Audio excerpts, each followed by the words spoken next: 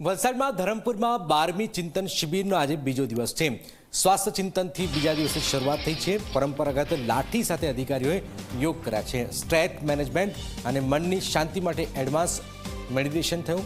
સ્વાસ્થ્ય ચિંતનમાં શારીરિક અને માનસિક ફિટનેસ પર ભાર મુકાયો હતો।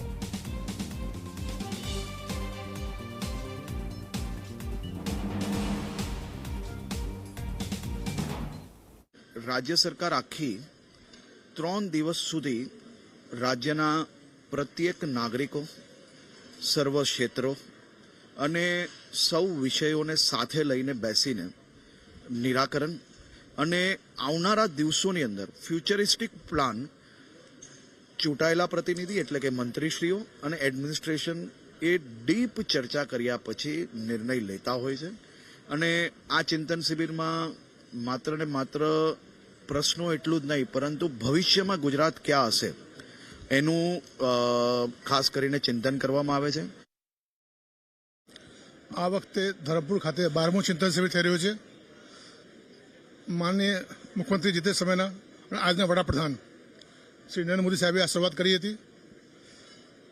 આમાં ગુજરાતને ઘણો લાભ થયો છે। આ 3 દિવસના શિબિર આમાં 3 કમ્પોનન્ટ હોય છે। એમાં એક તો છે કે અધિકારીઓ મોટિવેટ થાય, મંત્રીઓ મોટિવેટ થાય, સેકન્ડ ટીમ બને, ટીમ બોન્ડિંગ માટે પણ જરૂરી છે આ એક્સરસાઇઝ। સાથે ગુજરાતમાં જે પણ પ્રશ્નો હોય એ પ્રશ્નોની ચર્ચા થાય છે।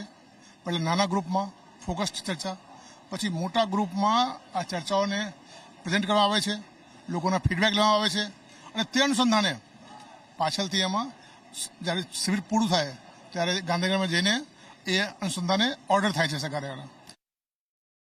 ચિંતન શિબિર ગુજરાત સરકાર માટે એક મહત્વનો મુદ્દો છે। દર વર્ષે એક ચિંતન શિબિર યોજવામાં આવે છે અને આ જો ચિંતન શિબિર છે આ ગુજરાત સરકારનો 12મો ચિંતન શિબિર છે।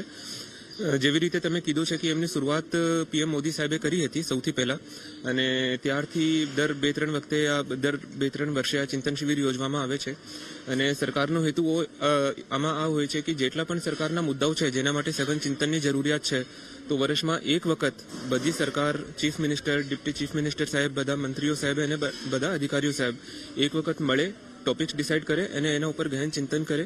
અને હેતુ ફક્ત એવું નથી કે ગહન ચિંતન કરે, જ્યારે ચિંતન શિબિર ખતમ થઈ જાય છે એના પછી સરકારમાં રિવ્યૂ થાય છે કે જેટલા મુદ્દાઓ ડિસ્કસ થયા હતા એમાં શું સજેશન્સ આવ્યા હતા અને આ સજેશન્સનું ઇમ્પ્લિમેન્ટેશન કેવી રીતે કરવામાં આવી શકે છે।